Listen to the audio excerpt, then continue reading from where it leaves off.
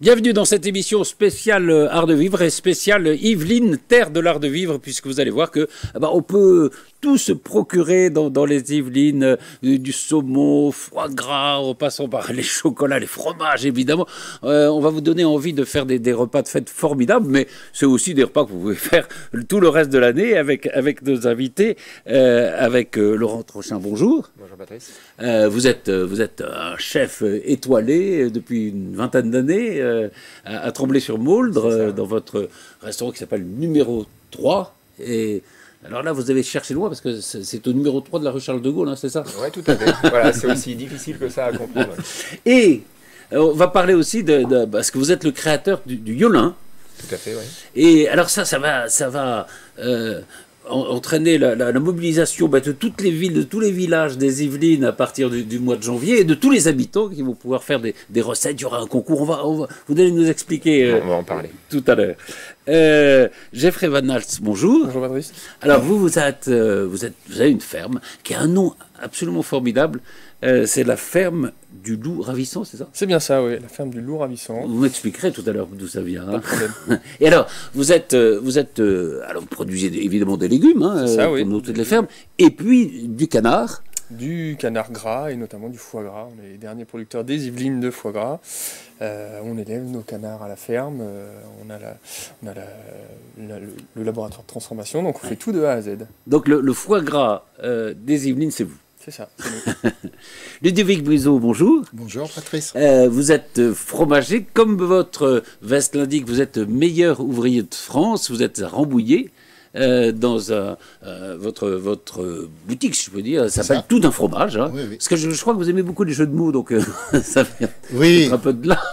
Vous savez comment on appelle un jeu de mots fait avec un nom de fromage? C'est un camembert. Ah, Voilà. c'est bien. Voilà.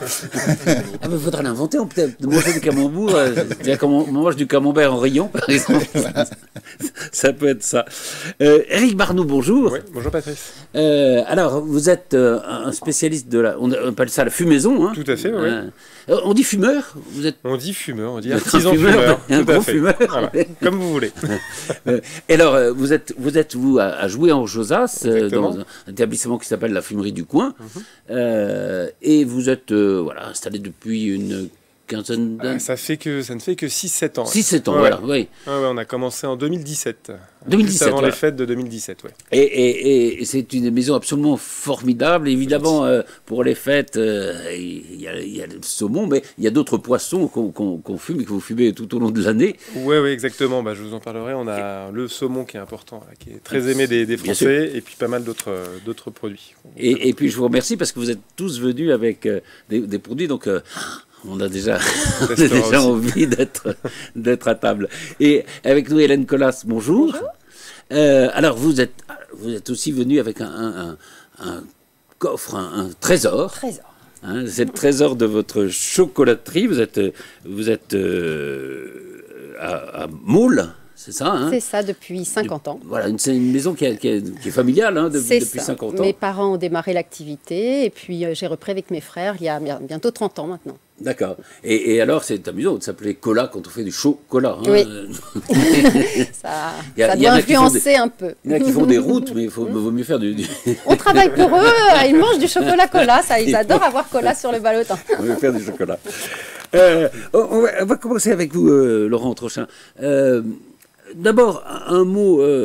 Donc, ce restaurant numéro 3, vous êtes étoilé au Michelin depuis une vingtaine d'années. Hein. C'est ça, ça fera 20 ans le 13 février 2024. Alors, j'ai lu une chose, peut-être que Geoffrey, on va en parler aussi avec vous. Dans les menus que vous proposez chez vous, vous dites voilà, il y a un changement dans la façon de faire de la cuisine aujourd'hui. Pendant longtemps, les légumes ont accompagné la viande et le poisson, et on entre dans une nouvelle ère, si je peux dire, où c'est le légume qui va être le plus important, et le poisson ou la viande vont plutôt être des accompagnements. Oui, tout à fait, parce qu'on parle beaucoup en ce moment de manger moins, Oui, manger absolument. mieux, évidemment. Mais en même temps, c'est toute logique, quoi. C'est-à-dire, le légume, le végétal, il doit être... Nous, ça fait partie de notre alimentation depuis tout petit. Donc, et aujourd'hui, on le voit de plus en plus dans tout style de restaurant, oui, que tout est transformé, qu'il y a vraiment, tout est inversé, quoi, entre la protéine animale et les légumes. Et d'ailleurs, quand on regarde vos menus, alors il y a un menu végétarien, mais il y a un menu avec de la viande et du poisson, et c'est vrai que vous commencez par la description des légumes avant... Oui, toujours, parce que c'est notre façon de faire aussi à nous, c'est notre alimentation. Donc, mais surtout, sans oublier que la protéine animale est importante, et j'insiste toujours. Voilà, c'est que oui, on a une cuisine qui est très végétale, mais la protéine animale est très importante. Geoffrey Wallace, ça vous gêne pas, vous? Oh, aucun problème. J'adore les légumes et j'adore la viande. Donc, oui, et puis vous produisez aussi des légumes.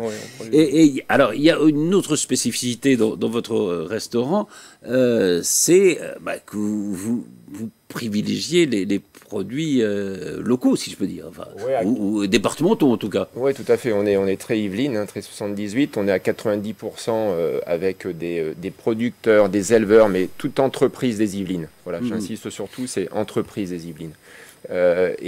C'est une évidence. Il y a 20 ans, quand on arrivait, il n'y avait pas autant de produits. Et là, aujourd'hui, on a une multitude de produits. Ça s'est multiplié par 100. On en a un petit aperçu ici, d'ailleurs. Voilà, le foie gras, moi, je pensais que c'était dans le sud-ouest, donc on va voir que c'est aussi dans les Yvelines.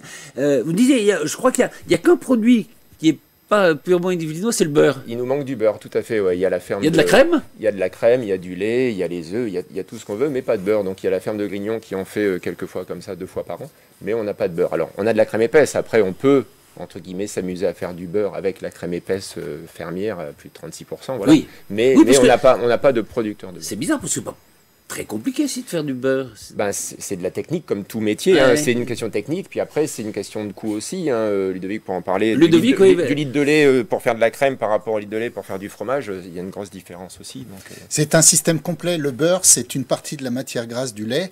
Donc pour fabriquer du beurre, il faut aussi pouvoir écouler du lait écrémé ou des fromages au lait écrémé. Donc c'est un système complet que font très bien les Normands ou d'autres producteurs dans les terroirs, mais un peu moins en Île-de-France. Un peu moins en Île-de-France, oui. À part tout ça, à part le beurre, donc on trouve absolument tout dans les Yvelines. Hein. On trouve de tout en petite quantité, mais on trouve de tout. Plus ou moins grande quantité. De l'eau au vin, en passant par le poisson, la viande, voilà. Et c'est de là que vous avez dit l'idée de créer le Yolin. Tout à fait. Alors, vous allez nous expliquer d'abord, qu'est-ce que ça veut dire Yolin, Y-O-L-I-N hein? Oui, alors tout à fait. Donc le Y pour les Yvelines, bien sûr, hein, le O pour Olympique, parce que c'est le 24. Voilà, le 26 juillet vont démarrer les Jeux Olympiques. Le L pour le local et le IN pour inclusif, parce qu'on met tout le monde dans la boucle. Voilà. C'est ça. Alors, il faut expliquer, on y reviendra parce qu'on en reparlera, évidemment, ça va se lancer l'année prochaine, donc on en reparlera au mois de janvier. Mais le Yolin, au fond, c'est une base relativement simple, c'est la pâte qu'on retrouve dans la quiche Lorraine. Dans la quiche, voilà. Le Yolin, c'est une quiche sans pâte. Voilà, c'est une quiche sans pâte, pour résumer. Mais ce qui est intéressant dans le Yolin, c'était d'avoir une base et après que chacun puisse s'approprier la recette. Alors, une base relativement simple. Voilà, œufs, farine, lait, voilà, sel, poivre, hein, c'est un plat salé. Mais surtout après, vu le nombre d'entreprises et métiers de bouche dans les Yvelines, c'est que chacun y trouve sa pâte et chacun puisse utiliser le Yolin pour montrer son entreprise. Voilà. Alors, il va y avoir un concours. Encore une fois, on en reparlera plus précisément au mois de janvier, mais dans toutes les villes et les villages des Yvelines, ça fait 259. 59. Ouais, voilà. Et tous les habitants peuvent participer. Les 1 500 000 habitants des Yvelines vont pouvoir participer. Il y aura un gagnant par commune. Un gagnant par commune. L'idée, c'est de rajouter à cette pâte de quiche 3 produits yvelinois. Voilà, c'est vraiment le but, la charte du Yolin, c'est qu'il y ait toujours au minimum 3 producteurs identifiés ou entreprises identifiées des métiers de bouche avec chaque recette du Yolin. C'est ça. Et alors, évidemment, vous disiez, il va y avoir un gagnant par village, par ville et village, et il y aura un livre. Il y aura un livre, oui, tout à fait. Qui regroupera tous les gagnants, enfin, voilà, les recettes, 259 recettes et 259 gagnants, voilà, avec le livre qui sortira un mois avant les JO, le 26 juin. Voilà. C'est génial, non voilà. Super. Vous allez participer, non? Évidemment. Hein oui, évidemment. Hein, en plus, oui, c'est relativement simple. C'est vrai que c'était porter même des gens qui ne sont pas des cuisiniers professionnels ou des spécialistes comme vous tous ici. L'important était là vraiment, c'est de rentrer dans les foyers, que chacun vraiment s'approprie le Yolin, quoi. Voilà. Vive le Yolin. On en reparlera évidemment en janvier, puisque c'est là que ça va se lancer l'opération. Donc on en reparlera plus précisément. Enfin, il y a déjà un site, qui s'appelle Yolin. www.le-yolin.fr. Oui, voilà. Oui, vous marquez Yolin, vous le trouvez, on le trouve tout de suite. Voilà. Alors, évidemment, alors c'est grâce à vous que sont réunis tous nos invités ici, parce que vous les connaissez par votre profession et vous connaissez leur qualité. Alors, peut-être le repas, on va peut-être commencer par le poisson. Par l'entrée. Allons-y. Et avec vous, Eric. Alors, la passion de la fumaison, j'ai cru comprendre que vous avez eu très jeune, vers 17-18 ans. Ouais. On a commencé à faire des beaux produits avec mon frère et des amis dans le jardin familial, dont du poisson fumé, mais aussi du magret fumé, toutes ces belles choses. Et comment vous avez eu l'idée de ça? Parce qu'on a toujours bien aimé manger. Oui. Voilà. On a pêché un petit peu, donc voilà. Ah oui, en plus, repas familiaux et entre amis. On a évolué, on a développé des techniques. Voilà, moi, ça me plaisait beaucoup. Je me suis un peu spécialisé là-dessus. J'ai fait totalement autre chose, d'autres études, voilà, et d'autres métiers auparavant. Et donc, c'est une reconversion. Vous n'êtes pas le seul. On verra tout à l'heure qu'il y a des trajectoires très intéressantes parmi vous. C'est ça. Et puis après, vous avez rencontré un spécialiste de la fumaison qui est en Normandie, je crois. Oui, tout à fait. À Granville, qui m'a éclairé sur pas mal de sujets, notamment techniques. Je venais pas du milieu de l'agroalimentaire, donc j'ai pu voir un petit peu de l'intérieur comment ça se passait. Et ensuite, des passages chez des haringistes pour découvrir le métier en laboratoire. De poissonnier, on va dire, globalement. Et puis après, il a fallu se lancer. Et là, on arrive à 2017, c'est ça. Exactement, il n'y a pas d'école d'artisans fumeurs. Donc, c'est des choses que je connaissais, que j'avais pu voir. Et puis beaucoup. Ah oui, il n'y a pas d'école, oui. Il y avait d'école, non, ça n'existe pas. On peut se former auprès de spécialistes. Ouais. Et encore, c'est compliqué, oui. C'est ça, alors moi, oui, c'est bizarre qu'il n'y ait pas de transmission. Je suis souvent contacté, effectivement, par des gens qui veulent se lancer. Donc après, on n'a rien à cacher. Hein. C'est relativement simple, de la fumaison de poisson, mais il faut bien le faire. Voilà. Pour que ça soit bon. Voilà, et avoir des bons produits à la base, ce qui est le cas pour beaucoup de métiers. Et tout le monde reconnaît que vous le faites exceptionnellement. Donc c'est gentil, je vous laisse juger. Alors, en 2017, vous vous installez à Jouy en Josas. Jouy en Josas, oui, tout à fait. Donc c'était mon fief. Il y a votre laboratoire et puis il y a un point de vente. Oui, un petit accueil. Le but initialement, c'était de montrer aux gens que tout était bien fait chez nous. Donc c'est un laboratoire qui est ouvert sur un petit accueil. Donc quand les gens viennent récupérer des produits, ils voient clairement le fumoir, la salle de travail derrière. On est complètement transparent. Oui. Et on a aussi un point de vente sur le marché Notre-Dame. Vous êtes au marché de Versailles le week-end, enfin. Ouais, vendredi et dimanche matin. Ouais. Pour toucher le plus grand nombre de personnes. Voilà. Mais tout en on est sur une zone de chalandise qui est très restreinte. Nos clients, ils sont juste autour de chez nous. Donc on est vraiment au cœur de notre territoire, entre guillemets, ici, zone de chalandise. Et c'était l'objectif initialement. On a des clients du coin. Voilà. Et vous avez aussi un site. J'ai vu que ça marche très bien parce que là, même les commandes pour Noël, c'est un peu tard. Noël, c'est gentil d'être venu parce que. Avec grand plaisir, c'est un plaisir. Mais on peut commander tout le reste de l'année. Sur les fêtes, on est sur une activité qui est très très saisonnière, en particulier sur le saumon fumé. Saumon fumé. Alors, pas n'importe quel saumon. Alors, c'est du saumon d'élevage, Ouais, alors on reste sur du saumon d'élevage. On fait de la truite aussi, on reste sur de la truite d'élevage. On a pris le parti de proposer d'autres poissons sauvages. Donc on est sur une base que les gens aiment, de la truite, du saumon.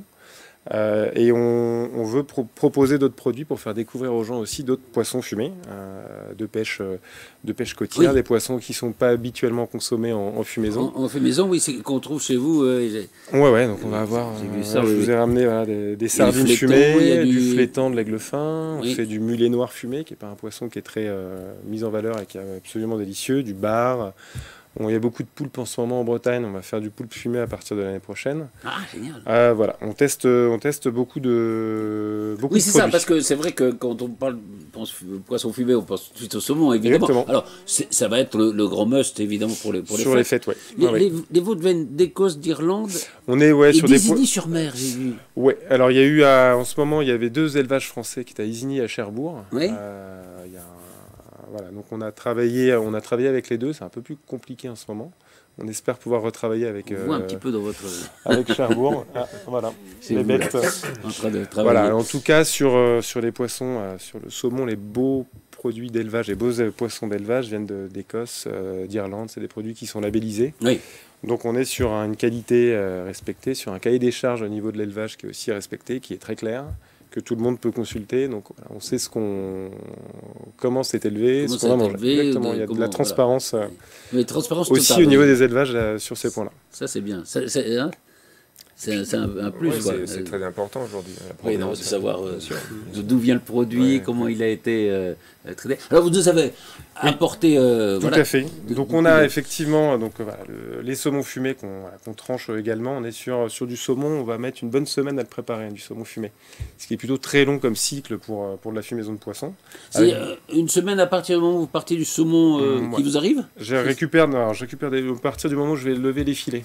Donc le filetage, la salaison avec un sel de mer qui vient de Guérande. On va avoir une fumaison à la ficelle, donc avec des poissons qui sont suspendus dans le fumoir.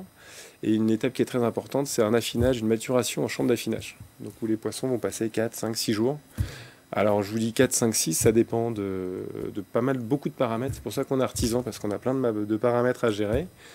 Qui sont jamais les mêmes, donc on va les voir tous les jours, les poissons. Ouais. C'est pas, on sait celui-là c'est 6 jours, celui-là c'est 4 jours. Hein, il faut regarder, il faut surveiller. Selon le taux de gras, la météo à l'extérieur, enfin beaucoup de paramètres qu'on peut pas forcément maîtriser et donc on doit faire avec. Voilà. Vous m'expliquez qu'il y avait le fumage, il y a aussi le séchage. Alors le séchage, l'affinage, le séchage. On va faire sortir beaucoup d'eau des produits pour concentrer le goût. D'accord. Pour éviter de trop saler nos produits, pour garder un vrai goût, le vrai goût des poissons qu'on va travailler. Et puis éviter surtout cette saturation en sel qui est un peu la clé, en principe dans ces produits-là. Quand on achète dans les grandes surfaces par exemple, enfin parfois c'est très salé, c'est vrai. Oui, il y a eu beaucoup de saturation en sel. Pourquoi ? Parce que ça conserve, non, c'est ça ? C'est la conservation. On va avoir des gros délais de conservation et ça évite de faire sécher les poissons. En fait. Ah oui. Ah d'accord. Moi, je perds entre 15 et 20% du poids de mes filets. Et oui, il faut accepter ça. Il faut l'accepter. Moi, j'accepte, mais voilà. Oui, il y a des industries, c'est vrai que c'est toujours mieux si on peut d'aller chez un artisan comme Eric. Alors, donc, il y avait le saumon fumé. Le saumon fumé, donc on fait de la truite fumée. Donc c'est un copain qui est un peu moins cher, du coup. Un petit peu moins cher au kilo, qui est d'une qualité vraiment exceptionnelle. Et c'est très bon, hein. Elle est délicieuse. Elle est vraiment très bonne, c'est beaucoup moins gras. Alors c'est pareil, ça dépend d'où ça vient. Moi, je travaille toujours avec le même pisciculteur qui est en Haute-Normandie, qui fait des super poissons. Voilà, et puis après, vous avez les... Prenez-les peut-être, comme ça on les verra mieux. Attendez. Voilà. On est vers où ? Non, devant vous, voilà, c'est très bien, là, comme ça. Donc les pavés de saumon fumé. Voilà, donc c'est pareil, on fait des tranches aussi. Donc, tout ça, c'est fait au couteau, donc pour avoir des tranches régulières, c'est important aussi. Et puis donc les produits, je vous ai apporté d'autres produits là de pêche. Oui, alors il n'y a pas que le saumon, voilà. Exactement, il y a plein d'autres choses. Vous avez là mon préféré, c'est la sardine fumée, donc c'est des pêches françaises.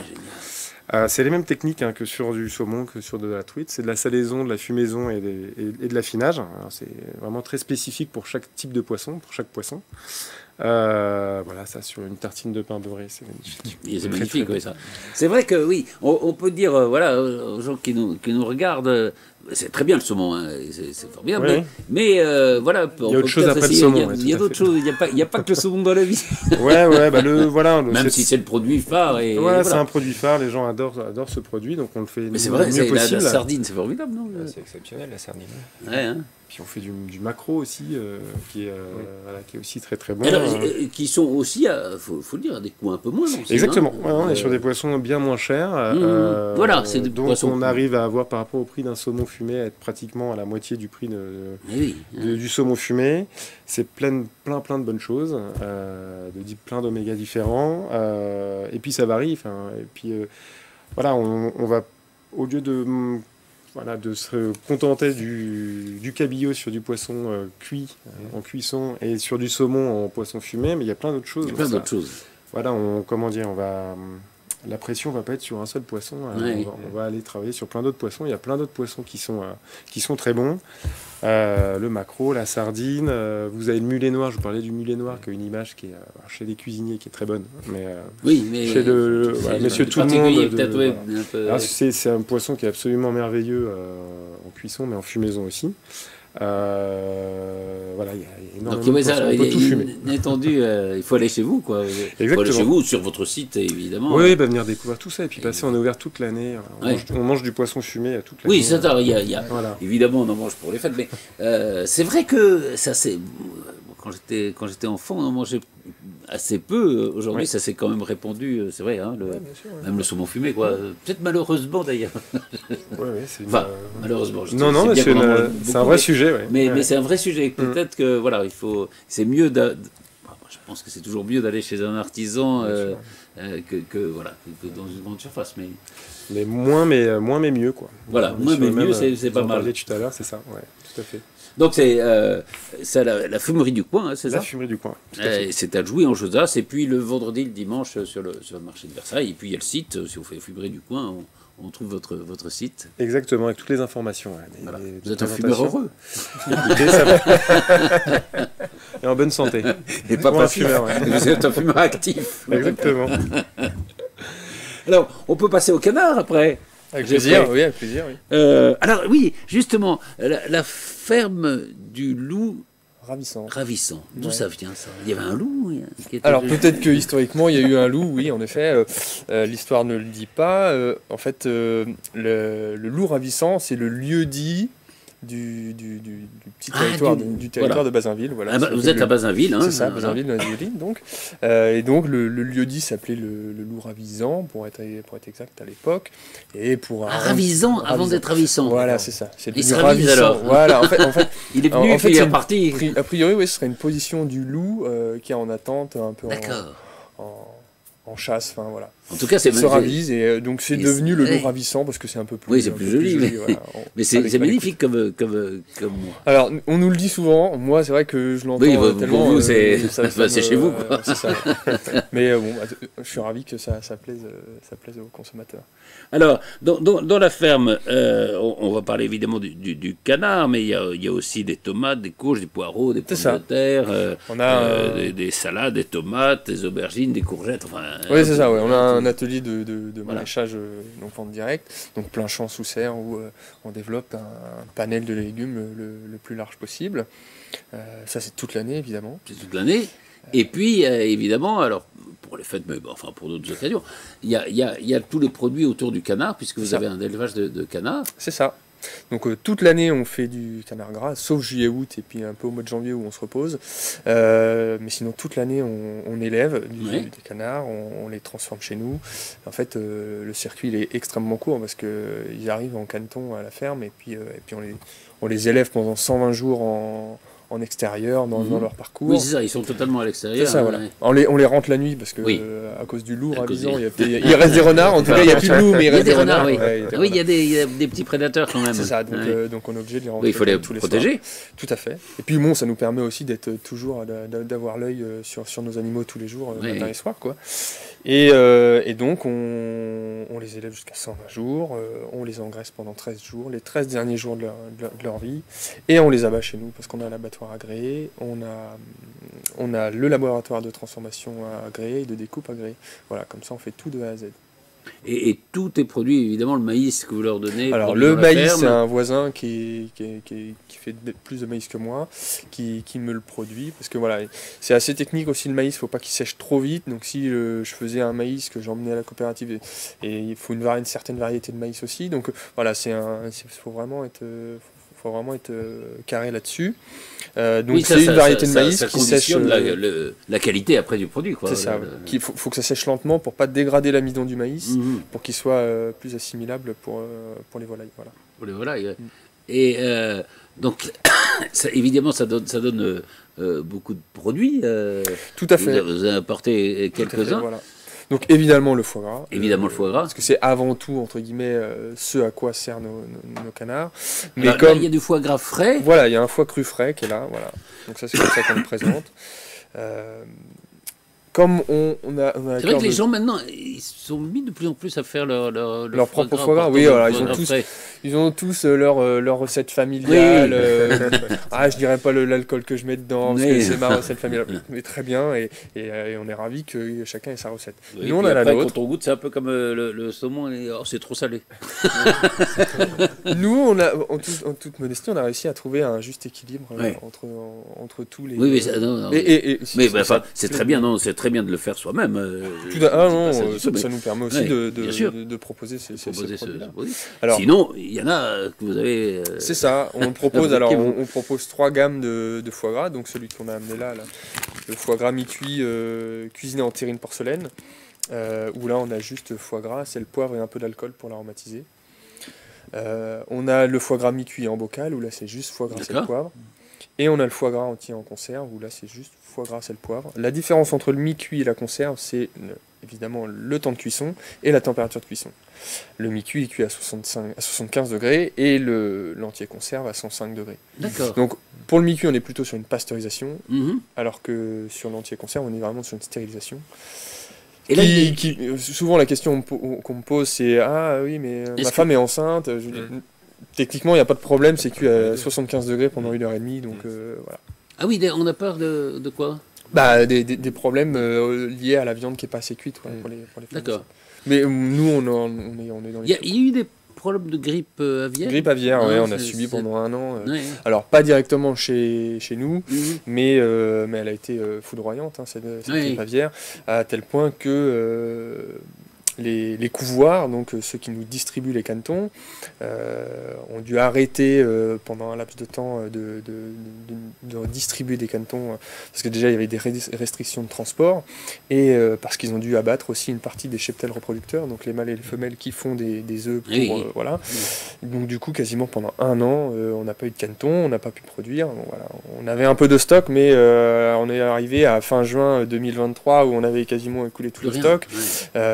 Donc il fallait reprendre. Alors on a repris l'élevage à partir de mai 2023 pour les premiers abattages fin août 2023. D'accord. Et oui, évidemment, c'est une crainte. C'est une épée de Damoclès qu'on a toute l'année. Souvent, là en plus, ce qui se passe avec les périodes migratoires, donc à partir de novembre, souvent là, on croise les doigts pour pas qu'on ait de problème, donc ça revient un petit peu là.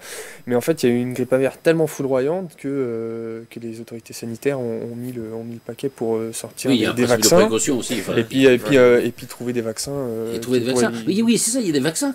Ils ont sorti, depuis quelque temps, des vaccins contre la grippe aviaire. Donc il y a tout un programme, un processus à mettre en place.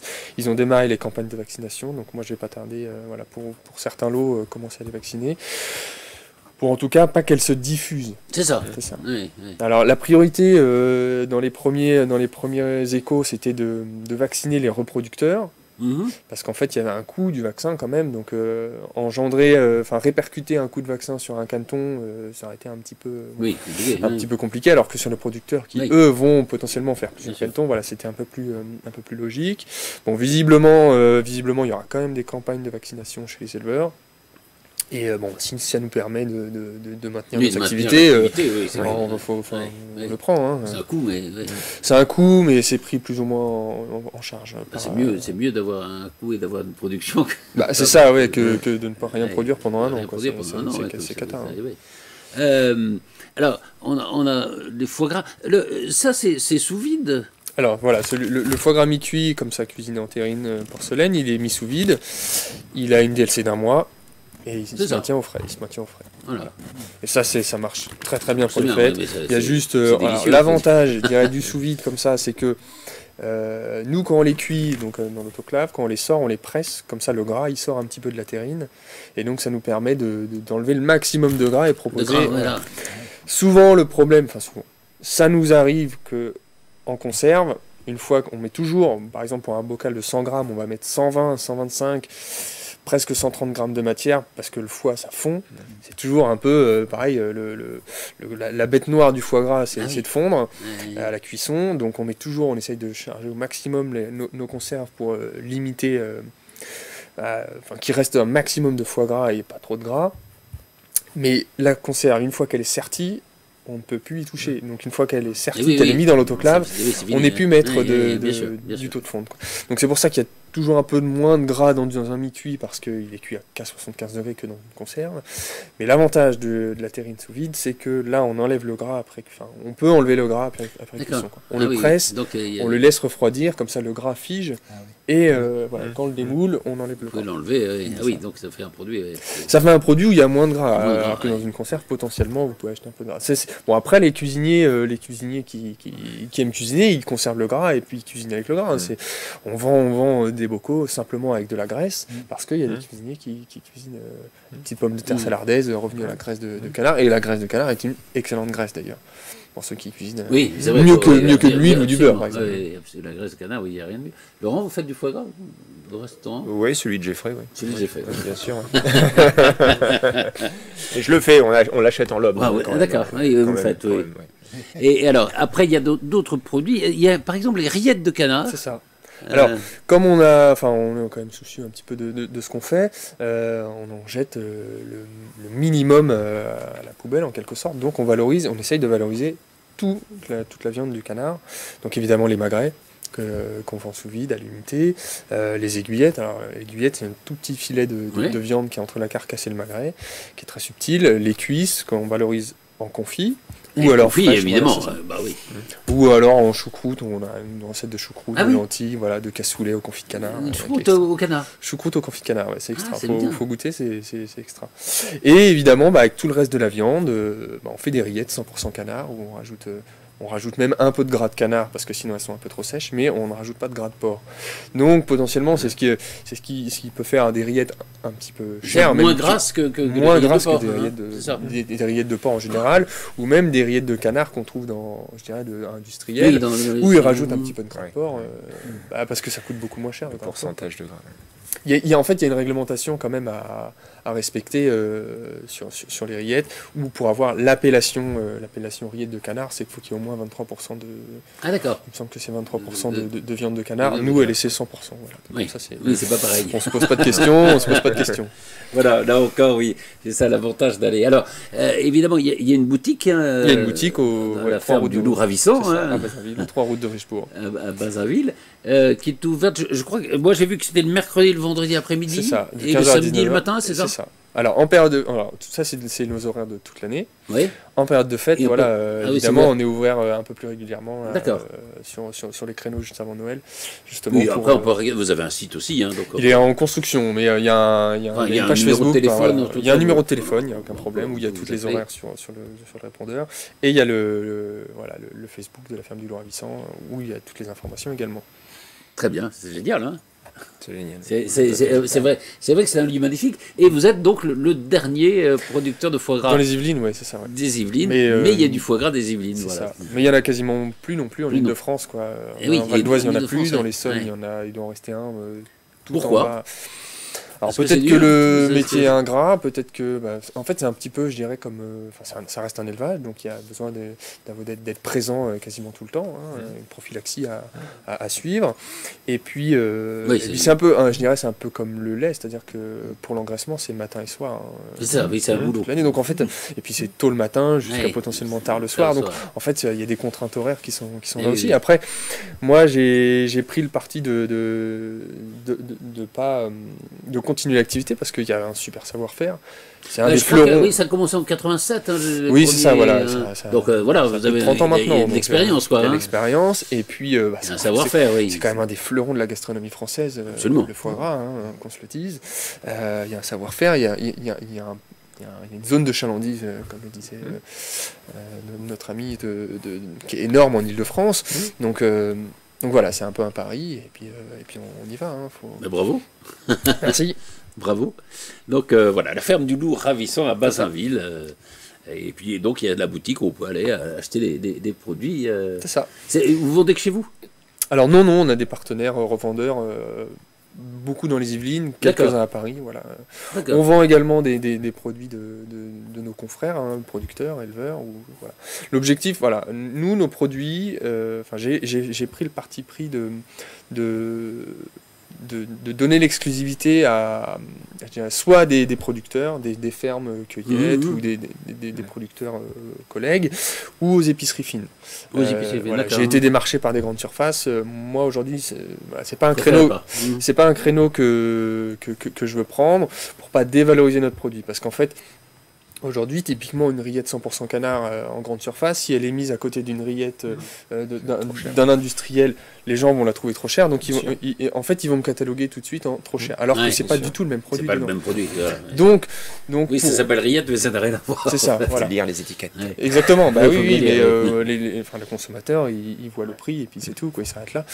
Et puis, ça permet aussi de donner je veux dire, une exclusivité à certains vendeurs qui vont valoriser un peu mieux nos produits, quoi. Très bien, génial, merci. Merci à vous. On va parler fromage alors, après on a fait le poisson, le foie gras et le canard, un fromage avec Ludovic Bizot.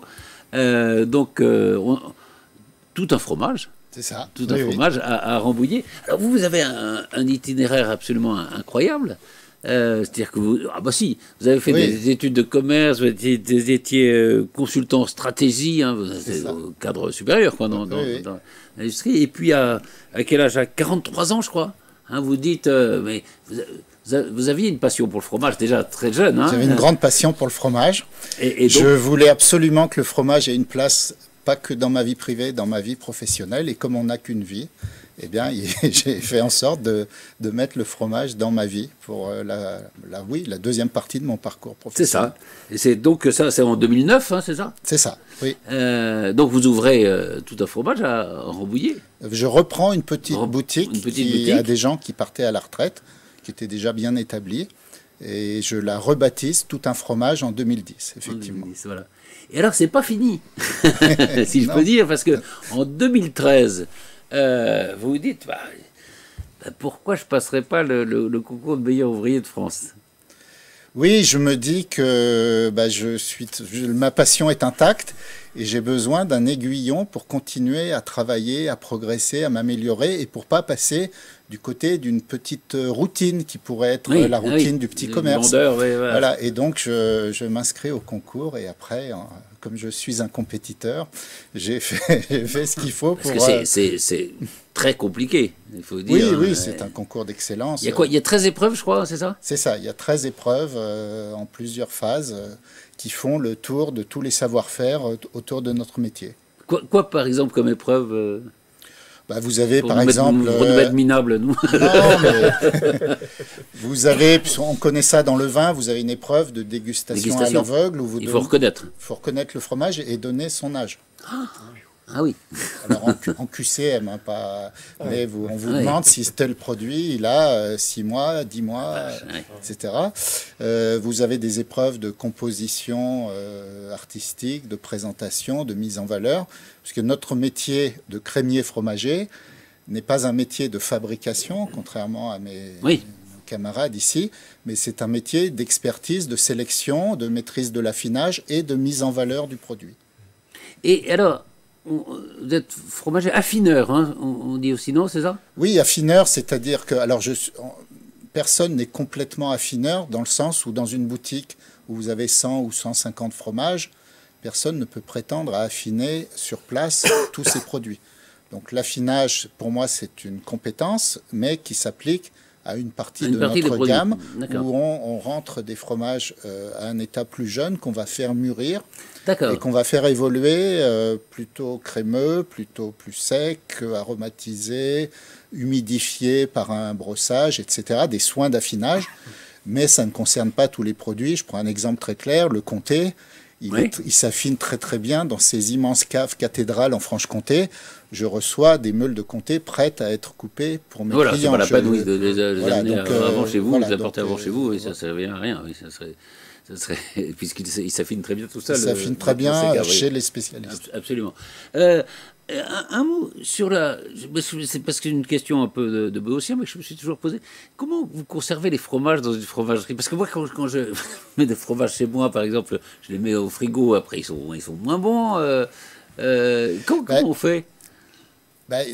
Disons que chez vous, chez les particuliers, on n'a pas les bonnes conditions pour conserver le fromage parce que le frigo, c'est un peu trop froid et la cave qu'on peut avoir éventuellement sous la maison, c'est un peu trop chaud. C'est ça. Que si on ne le met pas dedans.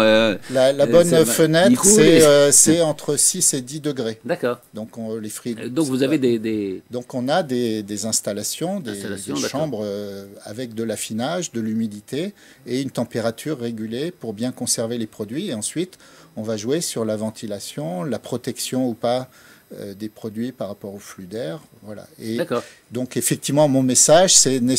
N'essayez pas à la maison de conserver très longtemps les fromages. Il vaut mieux acheter moins, mais plus souvent. Absolument. Non, mais moi, c'est vrai que c'est le conseil qu'il faut donner parce que il est meilleur quand on le sort de chez le fromager qu'on le mange. Après, pour quelques jours. Oui, après, voilà, on peut le garder un peu, mais trop longtemps, c'est pas terrible. C'est ça. C'est pas terrible. Alors, j'ai vu qu'il y avait, on va parler après des fromages que vous avez apportés, mais j'ai vu que chez vous, il y a un brie des Yvelines. Alors oui, nous avons dans les Yvelines une belle fabrication de fromage. On n'est pas une grande région de fromage, loin de là, mais nous avons un très beau producteur dans le sud des Yvelines qui s'appelle la ferme de la Tremblay, à la Boissière-École, limitrophe Eure-et-Loir, avec un élevage de vaches et de chèvres, et de très bons produits, dont un brie au lait cru, un petit brie fermier. Comme donc Laurent Trochin avait raison de dire, on trouve tous les produits. On trouve du fromage dans les Yvelines. Du fromage dans les Yvelines. C'est ça. Et puis celui qu'on ne trouve pas dans les Yvelines, on peut venir l'acheter à tout un fromage à Rambouillet. Alors, vous avez porté, alors ça c'est des fromages que vous conseillez un peu pour les fêtes ou pour la saison en tout cas? Oui, ce sont des fromages que je conseille pour la saison. Et ça il y a une saison pour les fromages. Il y a une saisonnalité pour le fromage, soit une saisonnalité complète pour quelques produits. On connaît le Mont d'Or qui n'est disponible qu'en automne-hiver. Et la saisonnalité des fromages, c'est plutôt une petite sinusoïde qui fait que selon la période de production, le lait est moins riche, moins aromatique, et donc le fromage peut être un peu meilleur quand il est produit, notamment avec de lait à partir d'herbes, quand les animaux sont nourris à l'herbe. Ah d'accord. Voilà. Ah oui, il faut que oui. Et ça, vous savez aussi d'où viennent. Oui, vous connaissez vos producteurs, évidemment. Oui, on connaît nos producteurs. Ça, c'est très important. On leur rend visite, on suit l'évolution des produits sur le cycle de l'année, évidemment. Vous avez qu'un producteur par fromage ou vous avez plusieurs ça dépend. Ça dépend. Dans la plupart des cas, oui. Et dans certains cas, j'ai un producteur et pas une roue de secours, mais un coproducteur, un deuxième choix, parce que effectivement, certains produits ne sont pas tout à fait réguliers ou disponibles toute l'année, mais c'est aussi le charme des produits fermiers. Le propre d'un produit fermier, c'est qu'il n'est pas toujours, même, homogène au cordeau toute l'année.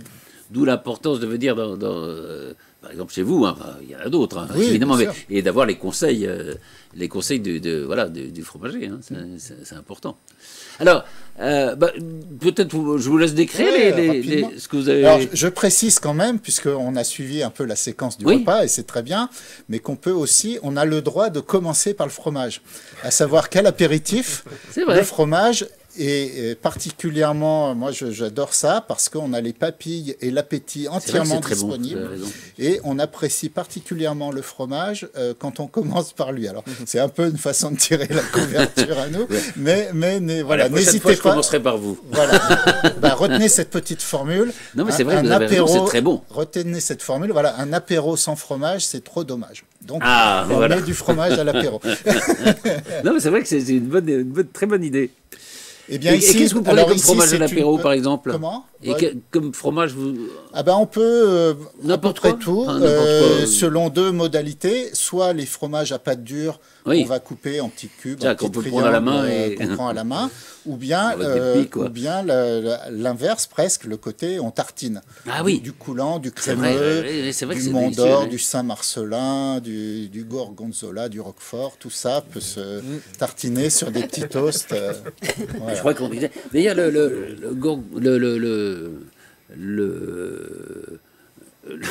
le Roquefort, par exemple, avec du Porto, je crois que c'est...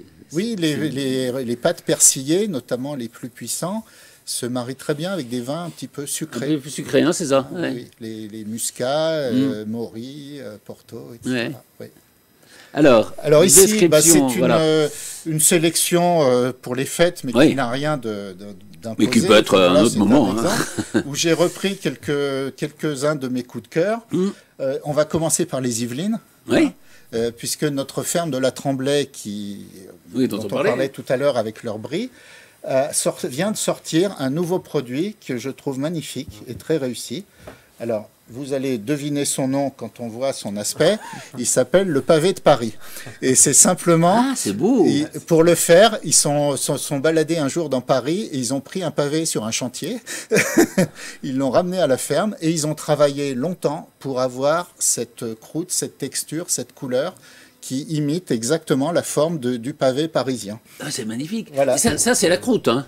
Alors ça, c'est la croûte. Et à l'intérieur, on le coupe en petits cubes. Voilà, et c'est un mélange en fait de vache et de chèvre, mais c'est pas un mélange de lait, c'est un mélange de caillé, c'est-à-dire à un stade ultérieur, ce qui fait qu'on a des marbrures jaunes et blanches, parce qu'on a agrégé 2 caillés. Le caillé de chèvre a tendance à être plus blanc et le caillé de vache un petit peu plus jaune. Donc un magnifique fromage, voilà, avec une belle croûte. Et pas très connu. Donc Pas très connu parce qu'il est à la fois nouveau, mais il est promis un bel avenir. Moi, je l'adore gustativement. Et gustativement, c'est très bon. Il est très réussi, il est amusant. Je suis sûr qu'il va c'est une très belle idée. Il va faire un carton. Ensuite, on va rester en Île-de-France avec un brie de Meaux garni à la truffe. Oui, alors ça, c'est c'est bien la truffe dans le fromage, oui. C'est bien à petite dose. Hein. Moi, il ne faut pas trop. Moi, j'ai 2 produits sur 150 fromages, j'ai 2 produits à la truffe pour en proposer, mais je ne suis pas je suis pas. Parce que je trouve qu'à un moment, c'est devenu la mode, on sentait que la truffe, quoi. Oui, c'est vrai, parfois, c'est un petit peu trop et on se met à truffer des fromages qui n'ont aucun intérêt avec la truffe, quoi. C'est pas la peine de dépenser de l'argent pour... on va bientôt avoir de la truffe au brie. Non, le brie, c'est magnifique. Oui, c'est ça. Mais alors, le brie, c'est magnifique. Ça peut être aussi le brie à Savarin, des fromages qui ont cette onctuosité, ce crémeux, qu'on vient garnir dans leur milieu avec un mélange de crème type mascarpone. Et des lamelles de truffe. Et donc là, c'est un beau produit festif. C'est un très beau produit. Bon, parce que de fête, là, pour le coup. Ensuite, on va aller en Bourgogne. Moi, je suis bourguignon de naissance, donc je fais rarement un plateau de fromage chez moi sans fromage de Bourgogne. C'est un petit fromage magnifique à croûte lavée que j'adore, qui s'appelle le fermier au Chablis. Fromage de vache lavé au Chablis. Et on boit du Chablis avec ou pas ? Alors on pourra reparler du vin avec le fromage, on peut boire du blanc ou un rouge léger. Mais effectivement, si on déguste ce fromage avec un vin, autant aller sur un blanc, type Chablis. Oui, si ça, on peut boire du vin blanc avec le fromage. Hein. Ah oui, il y a un fort consensus d'ailleurs, des sommeliers, des œnologues, restaurateurs sur le blanc avec le fromage. Donc ça, c'est le fermier au Chablis. C'est beau, ça. Un petit fromage qui avait disparu, qu'on a ressuscité avec son affineur Pascal Leroux dans Lyon. Un bleu que j'apprécie particulièrement, qui est très élégant, subtil, dans son persillage comme dans son goût, qui s'appelle la fourme de Montbrison. Donc qui n'est pas la fourme d'Ambert. Qui n'est pas la fourme d'Ambert, qui est une autre forme d'appellation. Montbrison, c'est pas... Montbrison, c'est donc dans la Loire, c'est à la frontière entre le Massif central et puis le Lyonnais, et c'est un très joli bleu. Et pour évoquer les Yvelines, j'aime bien penser que son persillage, très fin comme ça, bleu, un peu clair, pour moi, il évoque la toile de Jouy. On revient à la fumerie du coin. Et enfin, à tout seigneur, tout honneur, le comté. Produit phare, noble, excellent, s'il en est. Qu'est-ce qu'il faut prendre ? Il faut prendre quoi, du affiné depuis... Alors ici, je vous ai proposé un comté affiné 30 mois. 30 mois. C'est le plus... Non, c'est pas le plus, on peut toujours faire plus, mais après... Parce qu'on trouve quoi, 12, 18, 30 quoi, en gros, on trouve tous les mois possibles, ça dépend quand il a été fabriqué. Plus il y a de mois d'affinage, plus il est fort, c'est ça ? Oui, il devient plus puissant, plus boucané, éventuellement plus salé. Moi, je considère que le comté, passé 3 ans, c'est excellent, mais ça devient un autre produit, c'est autre chose. Ah oui. Les notes typiques du comté s'expriment vraiment jusqu'à 36 mois. Après, ça devient autre chose. Oui. Donc là, on a 30 mois, un produit fabriqué donc, au printemps 2021, affiné au Fort Saint-Antoine. Ah oui. Près de Pontarlier. Et là, on a la plénitude, on a les petits cristaux de protéines qui font ce petit croquant sous la dent et des arômes voilà, très, très expressifs, très longs. Voilà. Il en parle bien. Hein. Laurent Tronchin, vous avez un bar à fromage, non vous? On a eu un bar à fromage, oui, mais aujourd'hui on a une table à fromage. Une table à fromage. Quand les gens rentrent dans le restaurant, il y a tous les fromages. Tous les fromages sous cloche, oui, tout à fait, tous les fromages de Ludovic. Je précise que j'en ai vu pas mal des restaurants, j'en sers un certain nombre. Chez Laurent Tronchin, on a un des plus beaux services du fromage qu'on puisse trouver en restauration gastronomique en France. Ah oui, c'est magnifique. C'est vous qui le dites. C'est parce qu'on aime le fromage. C'est absolument. On parlait un mot des vins avec le fromage, avec le foie gras d'ailleurs. Ça, après, c'est. Alors, il y avait les vins liquoreux, Sauternes évidemment, mais. Moi, personnellement, je ne suis pas trop fan des vins liquoreux. Après, c'est une question de goût. Un vin rouge, ça va très bien avec du foie gras aussi, non? Ouais, c'est quand même. Non. D'ordinaire, c'est plutôt du blanc quand même. Ouais. Du demi-sec, ça va très bien. Mais enfin, moi. Chacun ce qu'il aime avec le produit. Hein. Avec le saumon? Bah plutôt sur des blancs. Ouais. Des blancs aussi, hein, ouais. Chablis, très bien. Chablis, oui, Chablis, du saumon au fromage. Vous faites un accord mes vins, oui. Oui, c'est mon épouse Julie qui s'occupe de ça, ouais. Accord mes vins ou accord mes jus de fruits aussi, parce que ça plaît beaucoup. Oui, parce qu'on n'est pas bien sûr. de l'alcool. Oui, bien sûr, non, mais il y a les deux. C'est vrai qu'on peut. Voilà, et après, c'est vrai qu'aujourd'hui, les codes ont changé. Hein, voilà. Avant, c'était vraiment toujours le vin liquoreux avec le foie gras. Aujourd'hui, on est plus sur un vin sec. Avant, c'était le vin rouge avec le fromage. Maintenant, on est plus vin blanc. Mais tout s'explique aussi, et tout a évolué comme tout a évolué. Je veux dire, aujourd'hui, on est plus libre aujourd'hui. Hein, il y a plus de liberté. Et puis, voilà, on a le droit d'avoir des goûts différents. Oui, absolument. Et c'est vrai que, oui, alors, Sauternes, c'est un vin d'exception, hein, évidemment, mais c'est vrai que c'est pas forcément. En fait, c'est liquoreux. On est déjà sur un produit qui est gras. Remettre une boisson liquoreuse, ça fait un peu. Le foie gras, je vote pour le viognier. Ah, c'est magnifique le viognier. Un vin blanc aromatique, mais pas non plus sucré. C'est très bon le viognier, et c'est un peu moins cher que d'autres vins, qu'un autre vin blanc qu'un sinon je sais plus. Enfin, c'est très bon le viognier. Et avec le chocolat, Hélène Collat. Ah oui. Moi, je recommande plutôt le thé. Parce que le chocolat, pour que ça fonde en bouche, il faut une boisson quand même plutôt une boisson chaude, de façon à ce que le gras fonde rapidement dans la bouche et donne ses arômes. Donc moi, je suis plutôt pour une boisson chaude.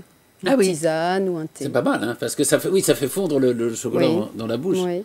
Alors, la maison Collat, vous disiez, vous allez fêter vos 50 ans en septembre prochain. En septembre prochain. On est en train de se creuser la tête pour savoir comment fêter ça dignement, parce qu'on avait déjà fêté les 40 ans en faisant toute une rétrospective sur l'année de tous les produits phares de chaque année. C'est-à-dire qu'on avait fait des petites stèles dans la boutique. Et à chaque fête, à l'automne, à Noël, à la Saint-Valentin, à Pâques, on avait réédité les produits phares de chaque année. Donc là, c'était intéressant, puis c'était un travail un petit peu d'archives. Et puis on a toujours les premiers chocolatiers, les 2 premiers apprentis de papa qui sont avec nous. Ah oui. Donc qui ont la mémoire des produits. Qui connaissent tout ce qui s'est passé dans la maison. Donc on avait pu faire ça. Donc là, pour les 50 ans, il va falloir trouver une autre idée. On ira tous en septembre à Maule, voilà. Hein, pour voir quelle idée vous avez eue. Alors, vous êtes venu avec un trésor, oui. Hein, un coffre à trésor. Coffre. Voilà. Ça, c'est ce que vous proposez pour les fêtes. Alors, magnifique, hein. Cette année, ce sont les chocolatiers qui avaient très envie de faire un thème sur les pirates. Et puis, donc, on fait filer ce thème sur toute l'année. À la rentrée, nous avons travaillé sur Retour des Caraïbes, le chocolat qui vient des Caraïbes, bien sûr. Donc les chocolats d'Amérique centrale qui sont les chocolats les plus renommés, les plus aromatiques, fruités, acidulés, floraux, aux arômes. Et puis ensuite, donc on a fait les pirates pour Halloween. Et là, pour Noël, les pirates ont trouvé le trésor. Et donc, nous avons réalisé des pierres précieuses en chocolat, toutes comestibles. Qu'est-ce que c'est beau. Des pierres délicieuses. Oui, ça, c'est des pierres précieuses et délicieuses. Voilà. Oui, c'est ça. Donc nous avons des... Et ça, c'est du chocolat, non? Alors ça, c'est de la pâte de fruits de la ferme du Logis à Jumauville. D'accord. On a des pralinés sarrasins, des pâtes d'amandes, des pralinés amandes, pâtes d'orange. Voilà, toute une dégustation ça sent très bon. qui a pris la forme de cristaux. C'est magnifique. Alors, là, c'est la collection pour cette fin d'année. On renouvelle nos produits tous les 2-3 mois. Nous, en fait, comme on existe depuis 50 ans, que notre clientèle, c'est 20 km à la ronde, ça nous oblige à beaucoup renouveler nos propositions parce qu'il ne faut pas lasser les clients. Alors, on propose toujours, évidemment, les petits chocolats traditionnels. On a gardé... la collection, une boîte, nos petits chocolats, pour certains, ce sont des chocolats que papa faisait déjà au tout début. D'accord. On a les 3 petites noisettes caramélisées, là, qui sont vraiment produits phares. Ça vous tente? Allez, on y va? Merci. Merci beaucoup. Allez. 3 petites noisettes caramélisées, enrobées de chocolat. Merci. Noisettes piémontaises. Et ça vous dit ou... Oui, je vais essayer Patrice, il regardait passer alors, les chocolats. En parlant. Bon, moi je parle alors. Et donc, on a nos petits chocolats traditionnels. Et moi, ce que j'ai apporté dans l'entreprise, c'est en fait le travail visuel, puisque j'ai une formation initiale en design, en art appliqué. Ah, voilà. Donc, j'ai travaillé d'abord un petit peu dans design avec mon mari. Et ensuite, quand mes parents envisageaient de prendre leur retraite, ça n'a pas été possible. Je suis revenue au bercail, vite fait, bien fait. Mais c'est formidable qu'elle soit restée dans la famille, quoi. Et j'ai appliqué ce que j'avais appris au chocolat, c'est-à-dire la création de moules, la création de collections d'objets. La longue vue par du exemple, pirate. la longue vue du pirate. Génial. Et, Je peux sortir ça? On peut tout sortir. Voilà, la bouteille à la mer. Incroyable. Donc avec une illustration qui est réalisée tout au pinceau, avec des pigments alimentaires et beurre de cacao. Mais Donc là, c'est un travail de peintre. Dans l'équipe, j'ai une jeune femme qui a un DMA d'art plastique, qui se demandait un peu comment elle allait gagner sa vie avec cette formation. Et une amie commune nous a présenté et elle est maintenant spécialiste de la peinture sur chocolat. C'est magnifique, hein. C'est vrai que c'est de l'art. l'art, Il faut la coucher quoi, comme ça, là. Il faut la coucher, voilà. Coucher Le bateau, comme ça le bateau, elle est comme ça. Voilà. C'est sublime. Donc voilà, c'est notre touche, c'est notre patte par rapport à la formation. Les chocolatiers, c'est pas le type d'esthétique que l'on apprend en école de chocolaterie. Non, ouais. Donc ça nous permet d'avoir une identité. Une clientèle différente, absolument, oui. D'avoir notre identité. C'est-à-dire que c'est à la fois, voilà, vous conciliez la qualité du produit, parce que je viens de goûter, là, c'est magnifique quand même, hein. Avec oui, le design, avec la présentation, avec... oui, c'est de l'art, quoi. On s'amuse avec la matière. Ouais. Le chocolat, c'est vraiment un produit qui est agréable à travailler, qui se met en forme, qui, au niveau des goûts, permet beaucoup d'associations, beaucoup de fantaisie, une palette aromatique aussi très très large. Donc, c'est vraiment une matière avec laquelle on peut vraiment se faire plaisir. Et c'est vrai qu'on a décliner, s'amuser. Évidemment, votre maison, mais c'est vrai qu'on on est un pays de grands chocolatiers. Hein. Oui. C'est en France qu'on déguste les chocolats les plus typés, les moins sucrés. Oui. Vous avez beaucoup de confrères, meilleurs envoyés de France d'ailleurs, hein, dans les chocolatiers. Oui. C'est vrai qu'on est très bon, quoi. Mais en fait, on a un peu le palais du vin, justement, du fromage, qui aussi permet de déguster les chocolats de façon assez subtile.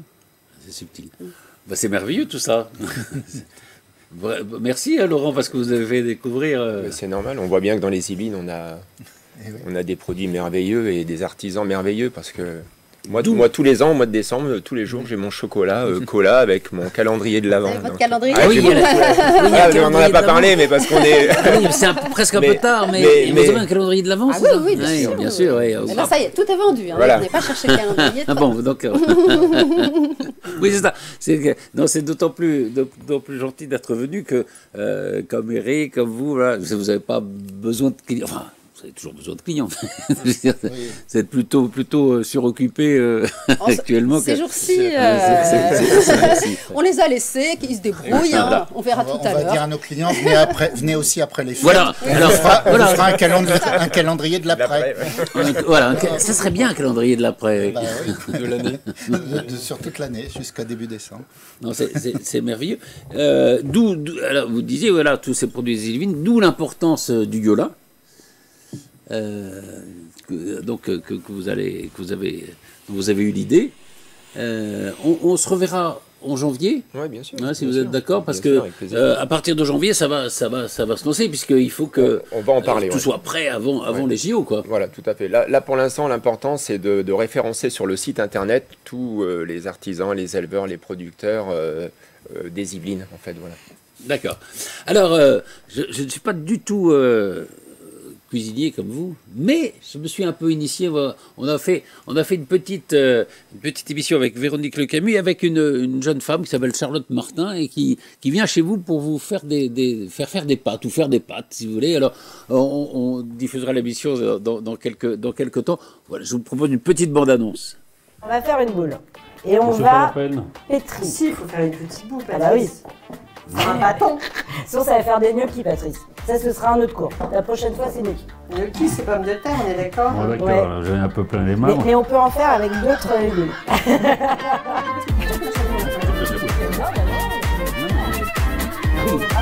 C'est incroyable. Il y a un peu d'Italie. Ça sent extrêmement bon. Yes, alors c'est bon, là, on peut les cuire alors. Allez, là elles sont peut-être un peu collées, normalement il faut les faire sécher. Ouais, c'est bien sûr, c'est bien. C'est joli, hein? Ouais, c'est très beau ces petits copeaux de... Ah bah allons-y. Bonissimo. Ça y est, Patrice va se mettre à parler italien maintenant. Molto bonissimo.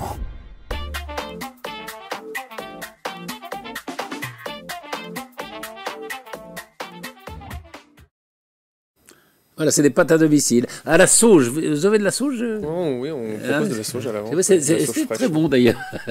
Merci infiniment. Merci, Laurent Trochin, donc je rappelle, le numéro 3, hein, à Tremblay-sur-Mouldre.